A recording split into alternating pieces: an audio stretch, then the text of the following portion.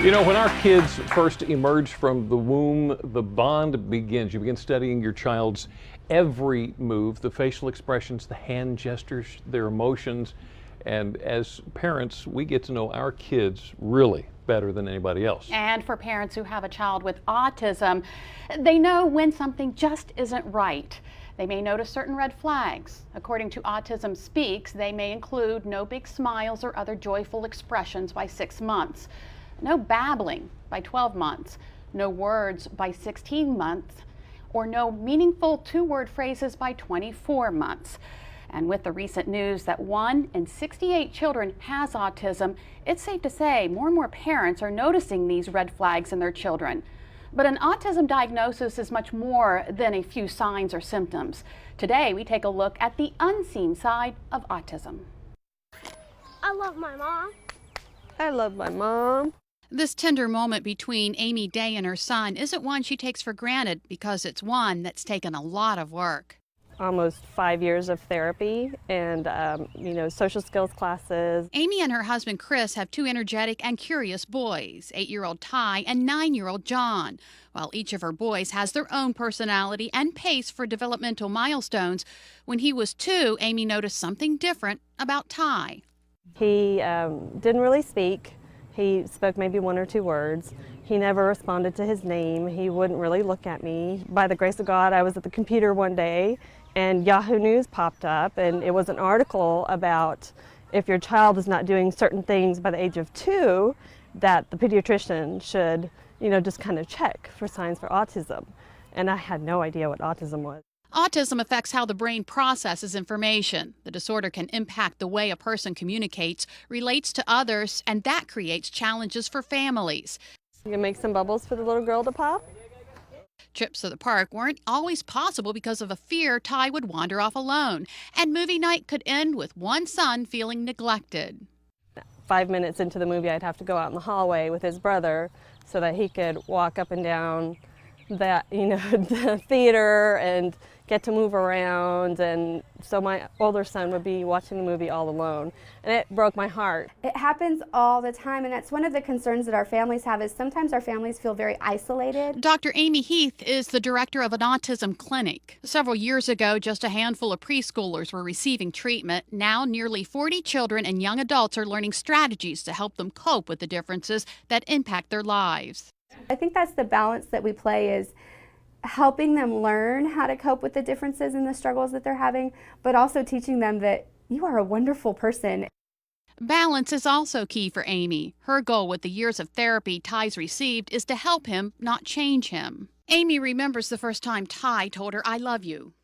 He was, I think, about 5 years old, 5 or 6, and I told him, like I always tell him, "I love you, Ty," and he said, "I love you, Mommy." And I just started bawling because it was a huge thing for him to be able to tell me, "I love you." Oh, I bet. And the CDC urges parents to monitor their child's development with free milestone checklists.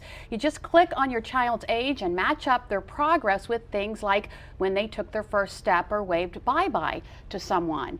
You can find a link to these milestones on delmarvalife.com. Coping methods, strategies, Yeah. all these things. It is amazing what is available out there. We are learning more and more about autism every day. And when it comes to therapy, there are different mechanisms that work for different kids. For one family with an autistic child named Tyler, that mechanism came in the form of a 4-legged friend named Bear. And as we find out this afternoon, Bear's not only changing Tyler's life, Tyler is changing Bear's life too. For 5-year-old Tyler Zalea, playing in the park with his dog isn't just fun, it's a form of therapy. I like to play with them, and I'm not scared of them. Oh, they're so happy together. It's like a match, like best friends. Tyler has autism, but his mother, Nikki Grant, says ever since Bear came into their lives, her son is communicating in ways he never did before. He's actually going up to people and just telling them hello and waving at them and asking them what their name is. Tyler's changing Bear's life, too.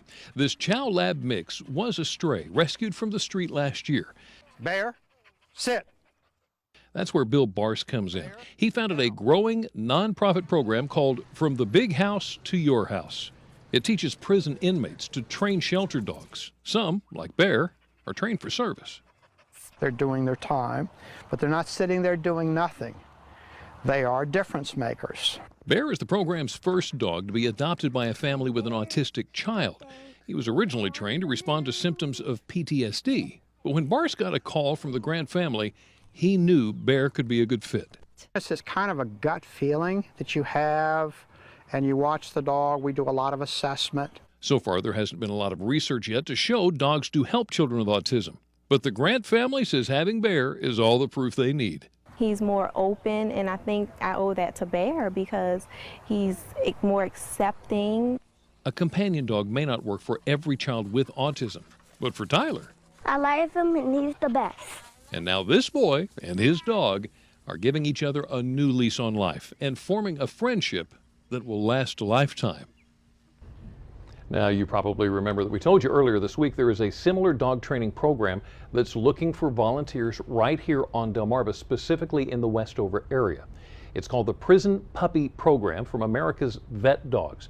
The puppies receive training to become service dogs for disabled military veterans. As part of the program, when puppies are about 8 weeks old, they go live with carefully chosen inmates. Now, under the direction of a trainer, the inmates then teach the puppies how to do certain tasks like open doors or turn on lights. On weekends, though, the puppies get to live with volunteers who are willing to let the pups into their homes, give them social experiences they don't get in prison, like riding the car or being around kids, other animals, maybe even the vacuum cleaner. Now, if you're interested in becoming a puppy raiser, you can find out how to apply by going to delmarvalife.com and clicking on the show tab. Neat. Well, maybe you're looking for something a little more permanent. There are plenty of cats and dogs on Delmarva that could be the perfect fit for your family. From snuggle bugs to companions for your kids. A little later, we'll introduce you to them. Actress Jordana Brewster knows all about the love a furry face can provide. She joins us next to tell us how she is encouraging others to paw it forward. She's also going to tell us about the projects that she's working on following the death of her on-screen love interest in Fast and Furious, Paul Walker. Delmarva Life, we'll be right back.